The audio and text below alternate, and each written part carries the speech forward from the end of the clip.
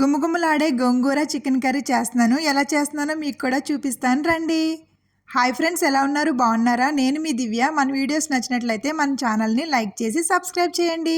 Stove వెలిగించి pan పెట్టుకుని oil వేసి ఆయిల్ హీట్ అయిన తర్వాత మసాలా దినుసులు వేసుకుని బాగా ఫ్రై అయిన తర్వాత కట్ చేసి పెట్టుకున్న ఉల్లిపాయలు, పచ్చిమిరపకాయలు, కరివేపాకు వేసి బాగా ఫ్రై అయిన తర్వాత కొంచెం అల్లం వెల్లుల్లి పేస్ట్, కొద్దిగా ఉప్పు కూడా వేసుకుని అల్లం వెల్లుల్లి పేస్ట్ పచ్చివాసన పోయేంత వరకు వేపుకుని కట్ చేసి పెట్టుకున్న టమోటాలు కూడా వేసి బాగా వేగిన తర్వాత మనం ముందుగా మ్యారినేట్ చేసి పెట్టుకున్న చికెన్ కూడా వేసుకుని ఒకసారి ఇటు అటు కలుపుకుని మూత పెట్టుకుని 10 నిమిషాల పాటు మగ్గనిద్దాం. చికెన్ బాగా ఉడికి ఆయిల్ పైకి తేలిన తర్వాత శుభ్రంగా కడిగి పెట్టుకున్న గోంగూరను కూడా వేసుకుని మూత పెట్టుకుని 10 నిమిషాల పాటు ఉడికించుకుందాం.